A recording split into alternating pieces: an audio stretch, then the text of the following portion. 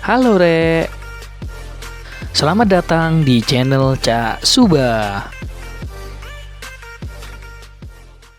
Sebelum memulai investasi, hendaknya kita harus mengetahui apa makna dari kata investasi dan apa tujuannya.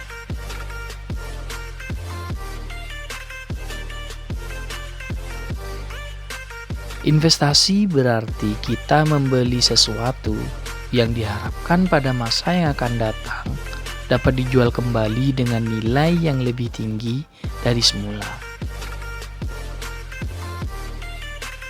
Tips investasi saham. Kita harus mempunyai tujuan jangka panjang maupun jangka pendek saat memutuskan untuk berinvestasi saham. Nah, bagi kawan-kawan yang ingin memulai investasi saham, hendaknya memperhatikan beberapa hal berikut ini. Apa itu saham? Saham bukan hanya tentang angka yang sering kali lewat di layar HP dan TV kita. Akan tetapi, saham adalah bentuk kepemilikan kita terhadap perusahaan.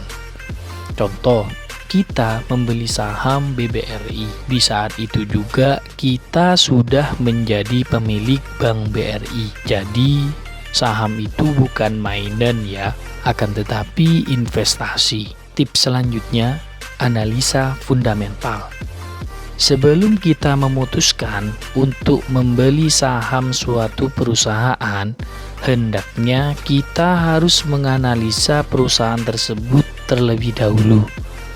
Lalu bagaimana jika kita bukan berasal dari background ekonomi dan tidak bisa membaca laporan keuangan perusahaan? Apa yang harus kita lakukan? Gampangnya, kita posisikan diri kita sebagai pemilik perusahaan. Tentunya kita ingin perusahaan kita memiliki profit yang tinggi dan konsisten. Hutangnya kecil, asetnya besar, terkenal, dan tentunya berkembang setiap tahunnya. Selanjutnya, ketika perusahaan kita sudah besar, tentunya kita ingin perusahaan kita dihandle oleh orang-orang yang tepat, berintegritas, dan tentunya kompeten di bidangnya. Ini gambaran simpel mengenai analisa fundamental. Nanti jika kawan-kawan sudah terjun di saham, bisa step by step untuk mendalami analisa fundamental yang lebih detail lagi. Tips selanjutnya, investasi jangka panjang. Banyak sekali orang beranggapan untuk menjadi kaya dengan cepat, yaitu dengan investasi saham. Anggapan tersebut salah besar. Namanya investasi pasti membutuhkan waktu. Jika investasi saham dalam jangka waktu yang pendek, harga saham sangat fluktuatif. Artinya bisa naik, stagnan, atau bahkan turun. Nah, jika berinvestasi dalam waktu yang panjang, kita akan mendapatkan return setidaknya 5 hingga 20% yang bisa kita dapat dari kenaikan harga saham atau dari dividen yang diberikan oleh perusahaan.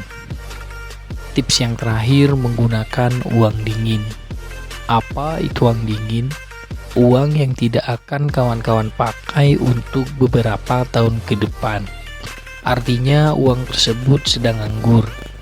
Bayangkan, jika uang yang dipakai untuk investasi adalah uang yang diperuntukkan untuk biaya sekolah anak 3 tahun lagi. Tentunya setelah 3 tahun, mau tidak mau saham tersebut harus dijual untuk biaya sekolah anak. Lalu bagaimana jika harga saham sedang turun? Tentunya tetap harus dijual dan kita akan mengalami kerugian, bukan? Nah, oleh karena itu, kita harus menggunakan uang yang sekiranya nganggur dan tidak akan kita gunakan untuk beberapa tahun ke depan.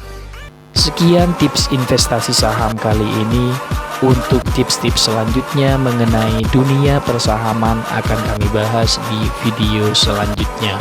Thanks for watching, salam sukses selalu.